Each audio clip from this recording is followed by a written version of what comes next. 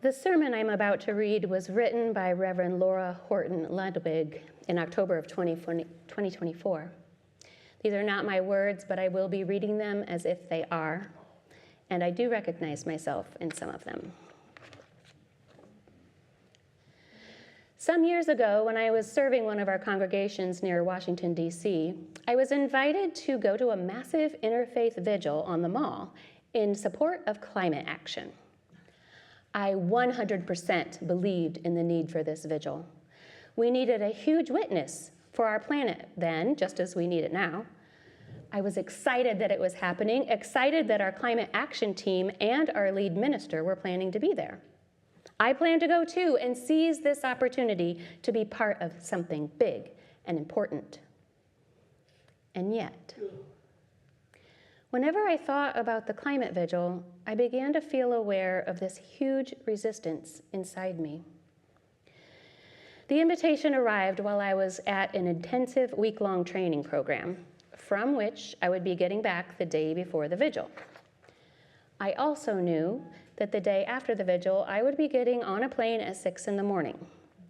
My dad had died a few months before, and now I was going to scatter his ashes with my mom and my sister. And knowing that on the day of the climate vigil, I would need to get up at 4 a.m. to take the metro into DC, just thinking about it, I was so exhausted I wanted to weep, much as I believed in the mission and the message of it. So I was really struggling with what to do. Now, at the retreat center where this training was at, there is a beautiful labyrinth. If you've never walked a labyrinth, the basic idea is you hold in your mind some question or problem as you enter the labyrinth and walk all the way around the winding path. It's not a maze. There are no wrong turns, just one path that winds round and around.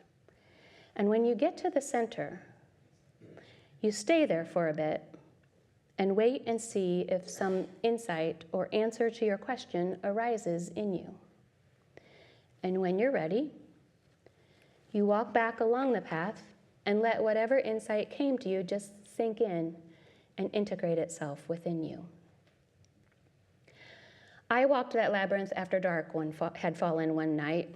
Had never done that before, but I wanted to be quiet and alone. Just enough light to see the path. As I stepped in, I asked this question I'd been struggling with. Should I go to the climate action? How am I supposed to be showing up in the world? What's my contribution to justice work right now? All that evening, I'd had a song stuck in my head, a verse from one of our hymns, and I was singing it to myself as I walked.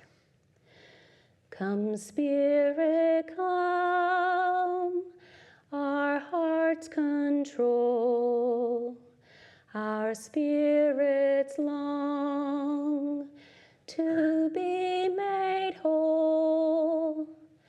Let inward love guide every deed. By this we worship and are freed. I walked around and around in the dark, singing to myself. When I got to the center, I quieted down and tried to listen.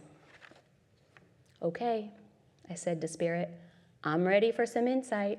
Bring it on. A lot of times when I walk a labyrinth, I get something back right away, or some kind of felt sense of what to do, or sometimes a thought or a word or a phrase in my mind. But this time, all I heard was silence. Nothing. I stood there feeling foolish and disappointed. And then I heard our hymn in my head again. Let inward love guide every deed. Oh, let inward love guide every deed. And I realized that's what I needed to hear. That's what I needed to do. It was such a relief. I so needed to hear that voice of guidance within me. It's not like it wasn't there all along, but it was getting drowned out by so many other things. The shoulds in my head, the worries about what people might think of me, and just the rush of busyness that is how we live today. It's hard to slow down and listen to that inner voice. But for me, it has been absolutely essential to any kind of a meaningful life. Some of us may be lucky enough to just know how to tune into that inner voice without having to work at it. But most of us need to practice. I know I do. We need to practice slowing down. We spend our lives running and running, multitasking, emailing and talking and texting on the fly. But there is something in all of us, I think, that wants so badly to slow down. Time to think. Time to sit still, to connect in a gentler way to ourselves and each other. Time to be. Just time to be. We need to practice that slowing down, and we need to practice listening to the voice of our spirit. We're pretty good at listening to the demands of the world, aren't we? We have to be, at work, at school, even with our family and friends. We're good at listening for what other people need out of us. We're good at attending to the flood of information that comes at us every day from the world beyond us. But most of us are not so good at listening to ourselves. And so we need to practice. Slow down, listen up. Wisdom traditions from every culture teach us that within each of us is a voice of deep wisdom. When we slow down and settle down and quiet ourselves, that voice can emerge. And when we learn to really listen to that voice, it connects us to our deepest self, to each other, to our world, and to spirit all around us. But it's not easy. It takes practice. And so most of us can really benefit by learning from people who have been on this path before us, learning from the great wisdom traditions of the world and the concrete practices they've come up with to help us slow down and listen up. The practices, or spiritual techniques, if you will, that human beings have for many generations found that actually work. The fancy religious term for these practices is contemplative practices. Contemplative as in contemplating, looking deeply. Practice as in we actually have to practice. So what exactly are these practices? There are a lot of different practices out there, all of them pointing us toward the same goal, slowing down and listening to the voice of wisdom within us. Some practices are about quieting our minds, meditation, sitting in silence. Other practices are about focusing our imaginations, like the loving kindness meditation, where you send good wishes to yourself and others. Or the practice of reading sacred texts and taking time to let them really sink in to your mind and heart. Other practices are about creativity, journaling, creating art, making music. Activism can be a form of contemplative practice.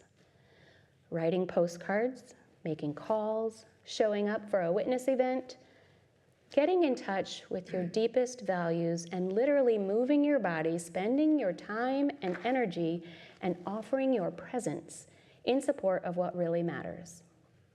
This is wonderful work that strengthens our capacity to be guided by deep wisdom.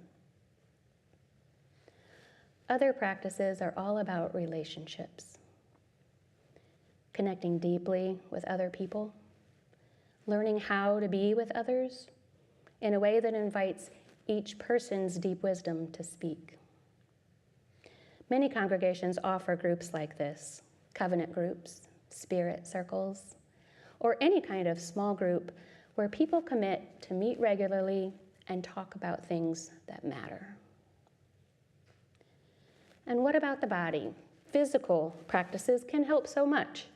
Help us focus our minds to pay attention to the wisdom in our bodies, to be kinder to ourselves and each other, like yoga, walking a labyrinth, or practicing martial arts. Last but not least, ritual practices, like, for example, coming to a Sunday service. When we light the chalice, when we sit in silence together, when we participate in the offering, all of these are ritual practices that we hope will quiet the mind and open our hearts and help us touch that deep, sacred place of wisdom in ourselves. I've just given you this long list because I want you to see and feel how much freedom and scope there is for you to find your practice, your way of slowing down and listening to your inner voice, that voice of wisdom and love and compassion, which will never fail you. Back on the labyrinth, I had heard that message, let inward love guide every deed. Now I asked myself, what would it mean to let inward love guide this decision? And it was so clear. My inward love for myself and my family and my congregation was saying, don't go to this vigil. It's good and it's important, but it's not for you. Don't go just because you feel you should. It's not for you, at least not this time. But maybe there's something else you can do. An inward love for this planet spoke up and said, you can do something else. Facebook the heck out of this event. Post celebrations and gratitudes for the people who are there. Spread the word. Be part of this big and important thing in a way that has integrity for you. And so it was. That's what I did. And my heart and mind, which had been so jumbled, felt peace once more. That is what I want for you too, anytime you need it. What I want for you is that you can have the tools you need to listen deeply to your own heart and mind, that you can grow in clarity and confidence about who you are and your unique mission in the world, that contribution which only you can make, that you can live from your deepest values and your core of deep integrity, that you can live a life of meaning and passion and service and joy. Blessings on everything that supports you on your way, and blessings on the path that leads you on. May it be so. Amen.